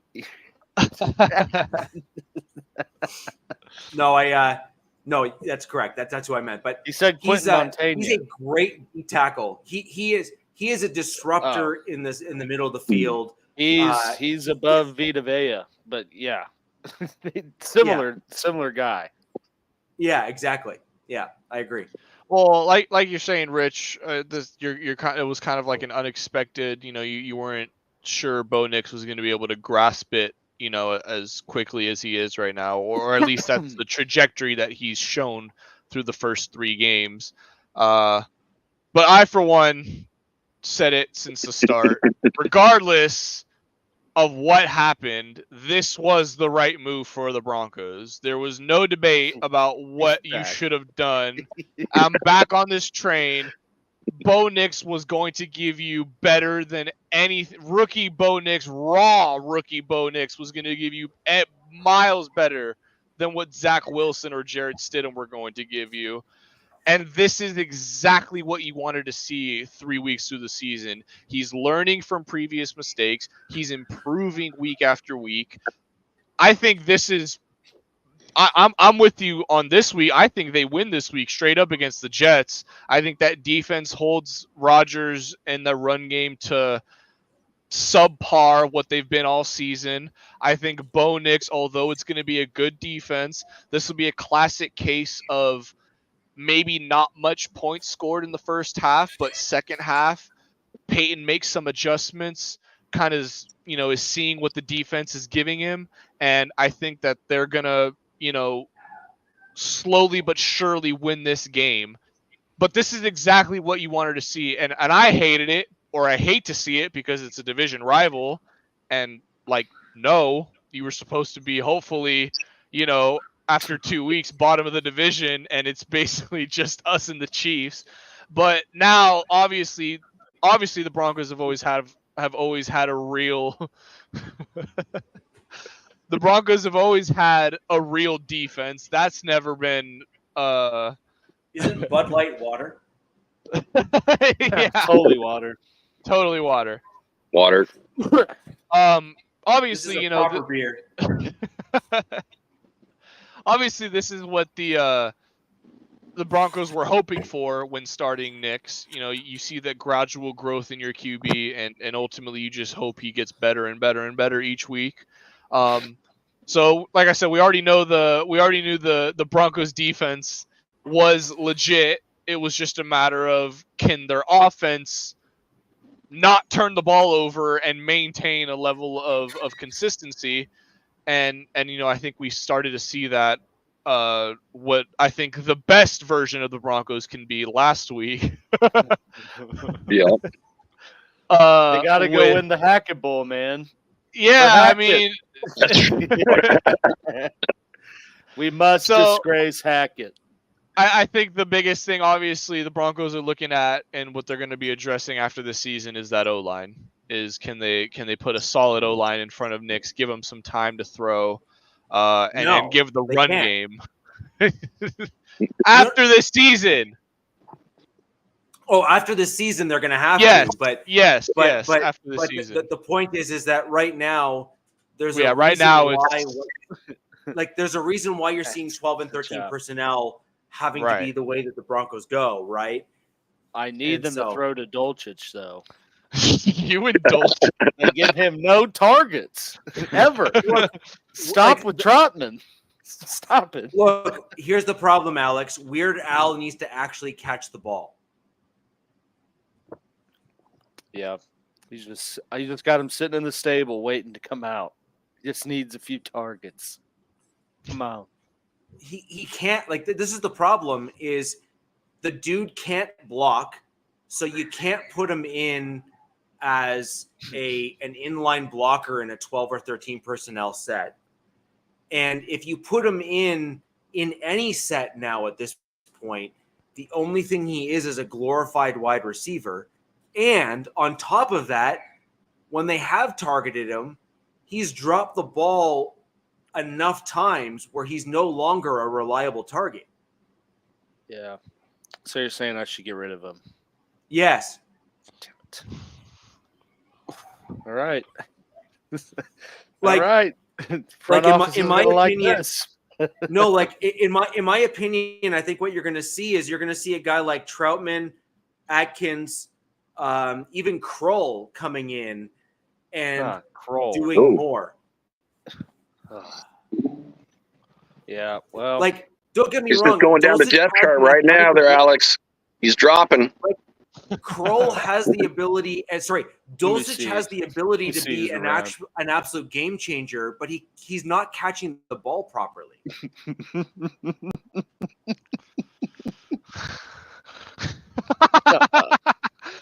This is just a wonderful little story right here. Oh my god.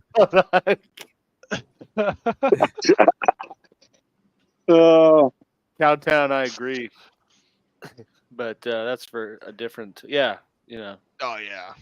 He is he's turning the ball over a lot. That's no bueno. Well, yeah. Jalen is hurting. Yes. Yes. Yeah, so's the entire Chargers roster. All right. So that's kind of where I'm at with the Broncos Jets. I actually think this is going to be Broncos defense kind of not bailing out the team again, but certainly keeping my team competitive against the Jets. I think that the offensive line for my Broncos will show some element of some struggles, because I think the Jets defensive line is actually a much better one with everyone being healthy than the Bucs was when we faced them this past week. So you're certainly not going to end up with the surprise blowout win that we saw against the Bucs with the Broncos. I do think that the Broncos are going to look more competitive than was originally expected against the Jets, because I do think that Bo's going to get that kind of bump.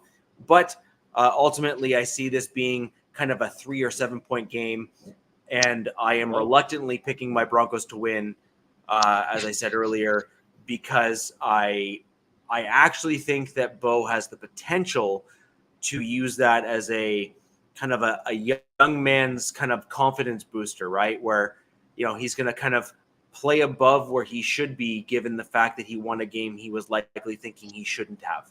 And I think that will allow him to elevate himself. Now, it'll be very interesting to see kind of where this game lands. I could well be completely wrong, and at which point I will also then recalibrate kind of where I'm at with my team. But we'll see what happens, and we'll go from there. With that in mind, I'm going to throw over to Robert and his half-fielded Chargers team with him and Alex. Oh, yeah. Well, Alex, I was much more excited for this matchup about a week ago. Yeah, I am nowhere near as excited now. This is just straight pain and suffering. I don't expect us to do anything really in this game. Damn.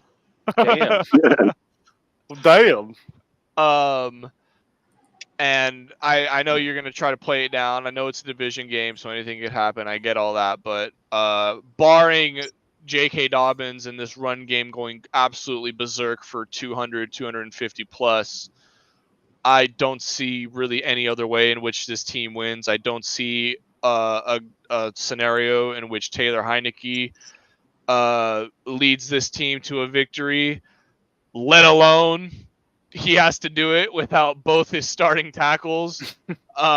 So and yeah. guard. Yeah. And guard. Yeah. And so and like we mentioned earlier, the interior offensive line is already suspect to begin with. You would think. Hey, Robert, anything can happen. The Raiders lost to the Panthers, so anything can happen. You know what? Yeah. No, this DZ's got the right idea. I don't even know who the backup QB is. Carson Wentz. Oh yeah, Carson Wentz. Yeah, Carson Wentz is going to be out there. You know what, NFL Nation? They won't even have to beat the Zebras. Oh, come on, ref. There won't even be enough of it to be a close game for the Zebras to have any effect on this. I see this game easily 27-35-10. I think it's just going to be an absolute blowout. I mean, there's just the best case scenario is everybody is benched and they just go into the bye week, get that extra rest. Can I hear the word tank? It's not tanking. He's already said it. It's not tanking. Tanking would be we're just giving up on the season. But I just think with these back-to-back games against division rivals and you're beat up to all hell, I mean, shit, at least get one of your tackles back to have a chance. I mean, damn, both. Come on. You can start Leatherwood. Or I used to call him Leatherface when he was on the Raiders. We might as well just roll out like a high school kid at that point because it's going to be the same effect. But yeah, I see 27-35-10. It's not going to be close. Just bench everyone. Please keep everyone healthy. Give yourselves a chance this season, and in 2 weeks against the Broncos against that hellacious defense. But yeah, Alex, I don't know what more you're gonna have to add, but it's that's what it's shaping up to be. Yeah, I mean it's a tough position for the Chargers to be in. But I will take my Bill Belichick approach. They're playing great football. Anything could happen. They're playing really great football. All the players really stand out on film, so it's gonna be a tough game. No, I mean, I would agree with you. A bunch of backups. It's going to be hard to do much against Casey's defense or the refs. So, we got both of those. I think really the big factor, and if it is really, I truly do think it's going to come down to a Harrison Butker kick because that's just it. AFC West game. That's how most of them have gone. The biggest factor will be, getting to the 35-27 realm you're talking about for the Chiefs. I would think would be one if Kelsey has some sort of coming out party and, goes for 100 yards and a touchdown?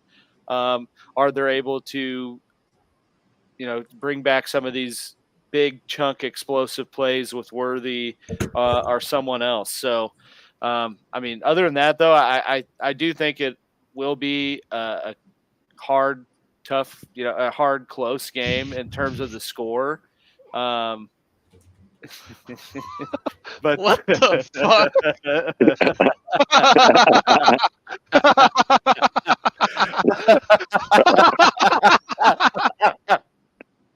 Oh, $50, Robert. Come on. Shit. damn, You're Robert. better than that. You're better than that. They're going to need you in Las Vegas. Watson's coming to Glazed town. honey bun, dude. God, Glazed dude. honey bun. That's great. You don't say that Holy about shit. Roberto. That was hilarious. But yeah, I will say though, I think if it is a close game, that would be in all seriousness to get off of Robert's rub and tug side hustle here.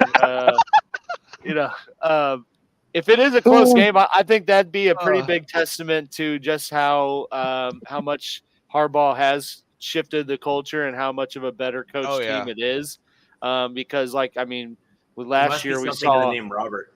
Yeah. We have Robert Kraft, Robert. Yeah. Oh man. Robert comes with massage. Yep. Yeah. Deshaun. No, just kidding. What? Jeez. Deshaun.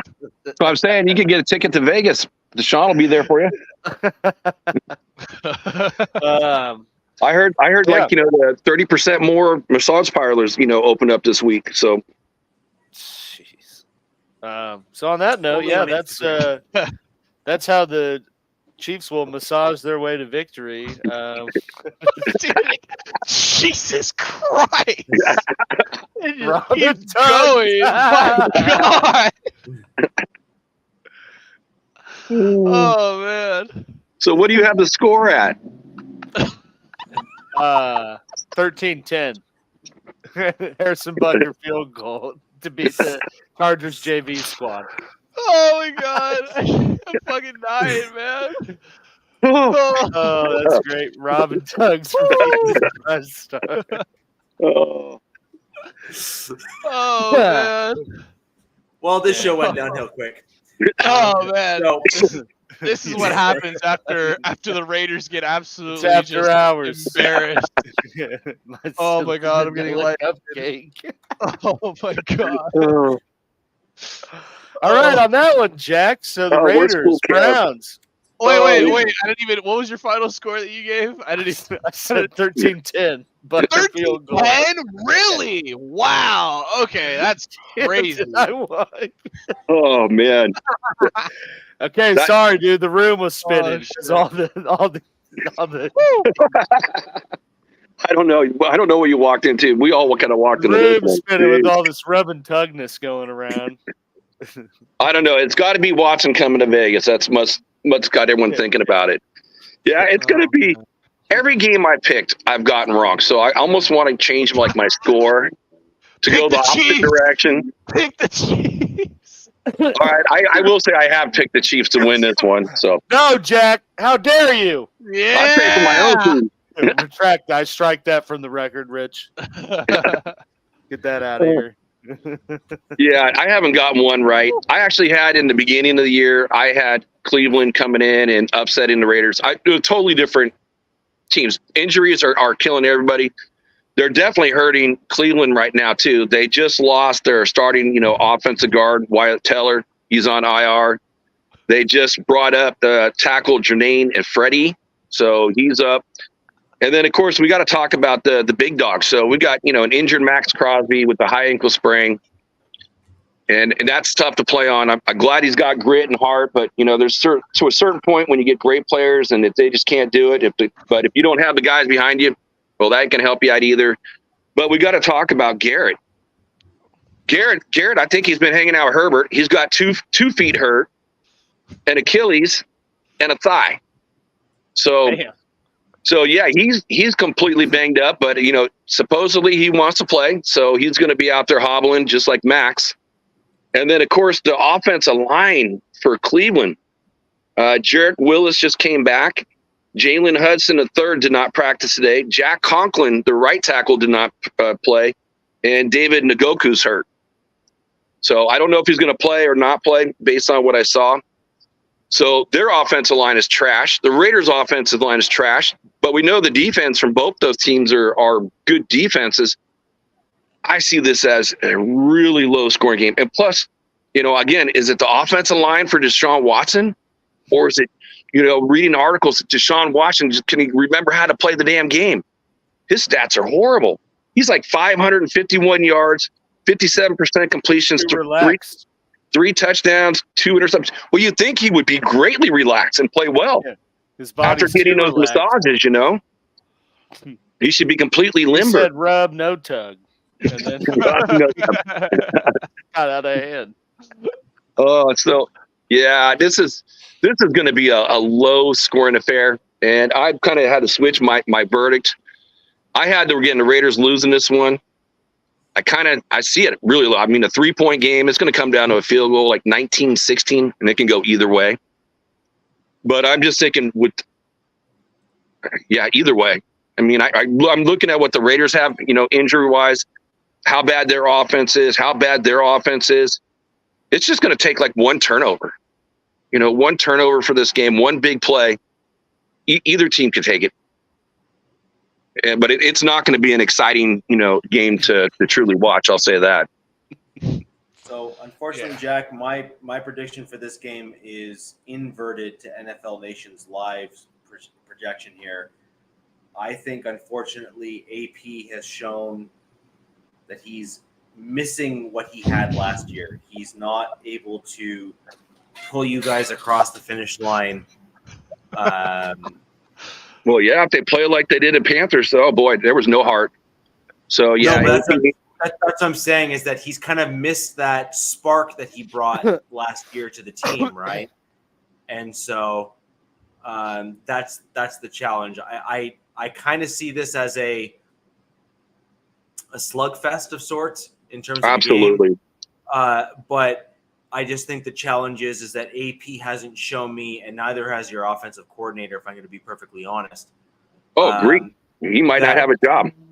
That, I could very much see this getting out of hand with your offense going 3 and out, and a couple turnovers later, and all of a sudden you're down by 14. Right? Like that is certainly a possible option. It is a possibility because you also look at what Minshew, the last 2 weeks in a row, he threw one behind Devontae. It's like he threw it right to the defender. And then the week before that, he threw it behind. There was nobody. And it was like a lateral. It was a fumble. So it's like half the time, it's like, who are you throwing to? He does complete a lot of passes, but they're short. They're behind the line of scrimmage. So it's like I would like to see more, and I would like to see more of like a 4 wide receiver set. Yeah. Well, I also think that you guys need to be more creative with your tight ends. I think there's some other options there in terms of feed Bowers. like flanking them on either side of your tackles and then breaking one out on either side to kind of not stacking them both on one side, that kind of stuff. Like I think there's so many options you guys have, and I just don't think Getsy has the creativity to mix and match different offensive schemes. I think he's kind of got kind of a thing. He came from the Hackett Rogers tree, man. Yeah. He doesn't know what he's doing. Yeah. Yeah. Hey, someone had to say it. Yeah. And you don't have the quarterback IQ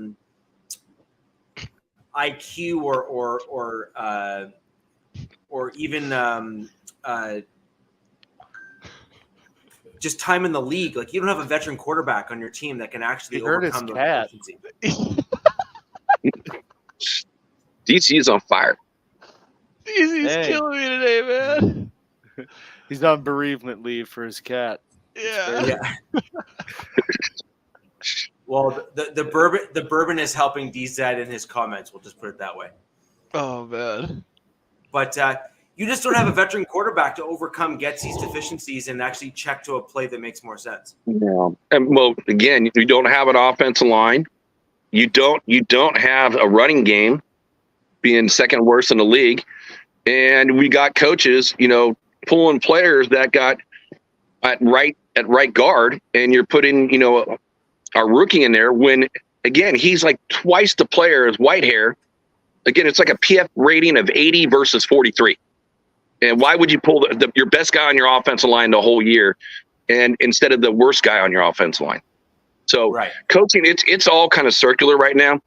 It's starting to feel like, McDaniels a little bit from last year just needs to get some stuff right. And I want to see better things coming out of AP, and stop making comments, which is also going to hurt your locker room in the way of business decisions. Well, keep the business your business and in the locker room, so it's the team's business and not to the Raider Nation.